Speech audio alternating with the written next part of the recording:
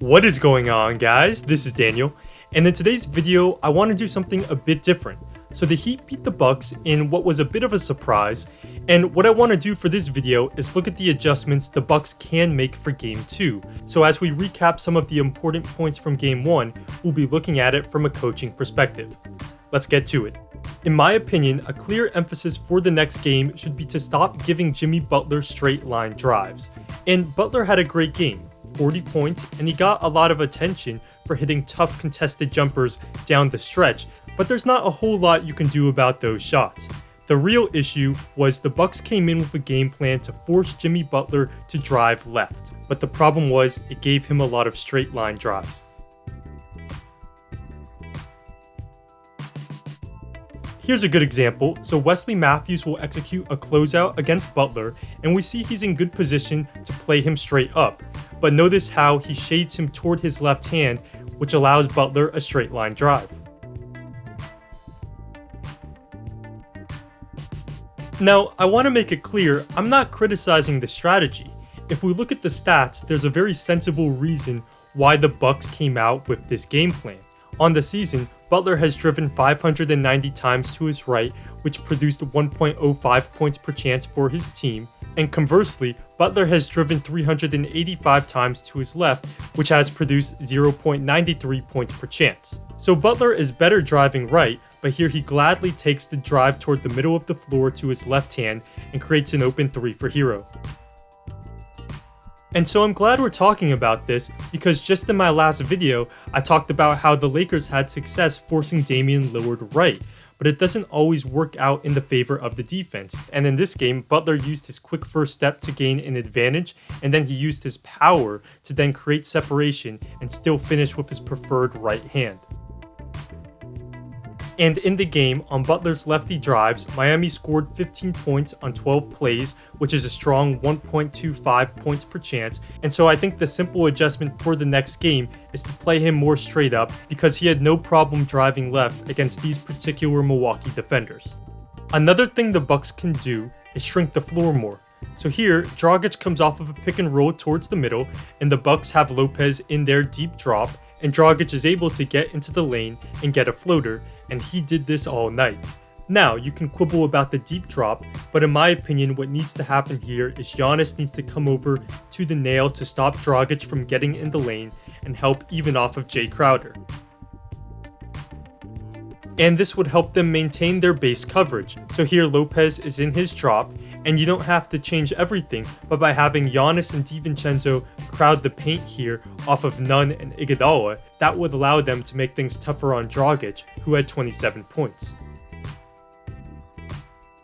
And really, all they have to do is take a page from the Heat, who I thought did a really nice job all night of shrinking the floor. Here on the pick and roll, notice how Tyler Hero gets all the way to the elbow off of Frank Mason, and there's nowhere for Middleton to drive.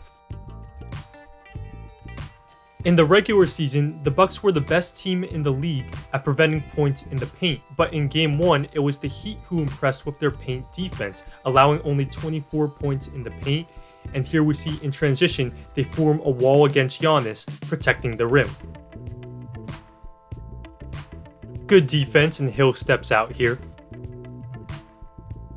Now compare that to this play, where Butler brings it up, and yes, Butler isn't Giannis, but he's still a dynamic driver. But here, DiVincenzo and Williams don't get to the elbows, there's no sense of shrinking the floor, and this allows Butler to get to the basket.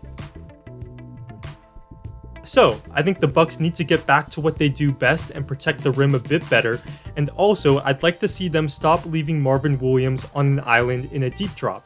So let's watch this play. The Heat run a bit of a pick and roll, and Marvin Williams is in without Lopez, and he's guarding Adebayo, and he drops very deep in the pick and roll, and at 6'8", this is almost an impossible spot.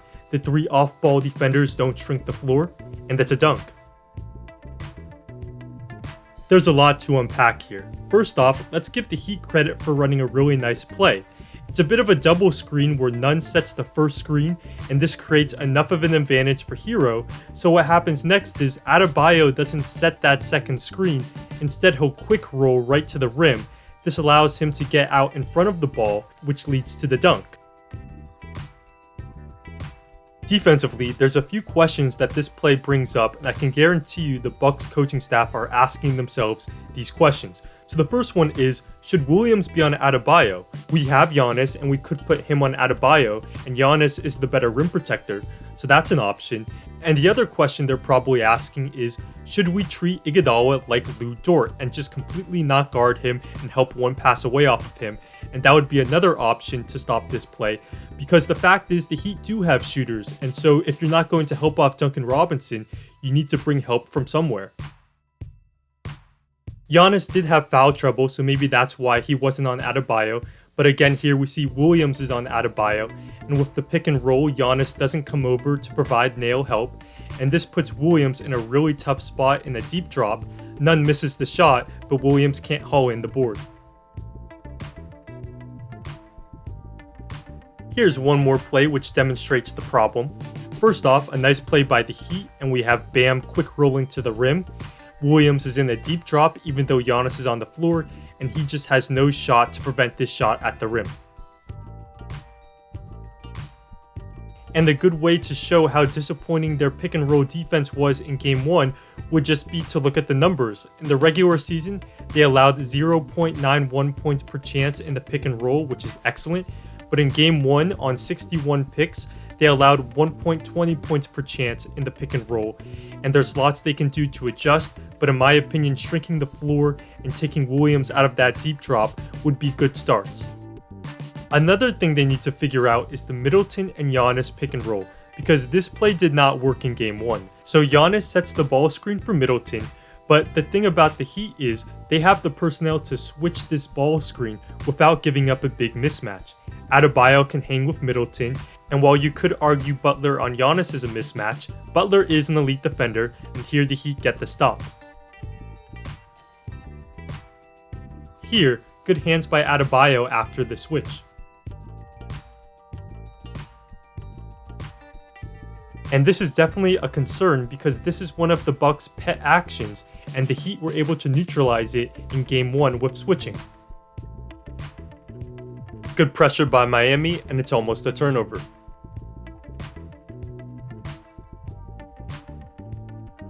And not every team can do this to the Bucks. For example, the Magic didn't always switch this action.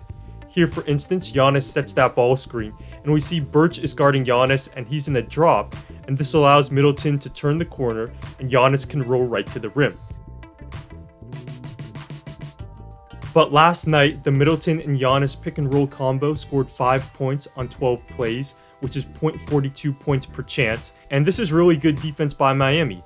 They switch the ball screen, Middleton tries to drive left, but Butler strips him.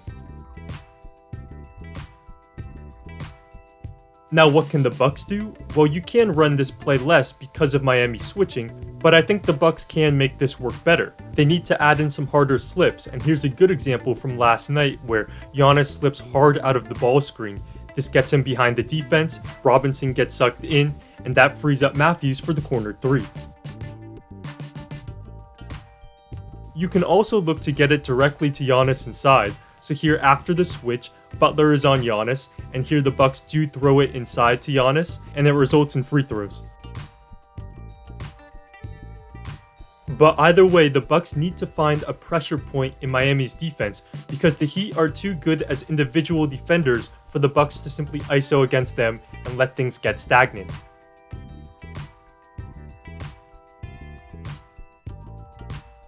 One thing we may see more of in Game 2 is Giannis screening for the point guard. So Giannis sets this ball screen, and because Dragic is guarding Hill, the Heat can't switch it. So now Giannis can actually roll to the rim, and preferably this is Bledsoe with the ball as he's a better creator, but you work with what you have, and here Hill drives, Crowder is in the drop, and Giannis gets it on the roll.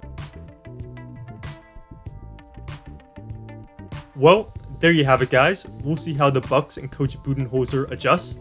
So thanks for watching, and I'll see you next time.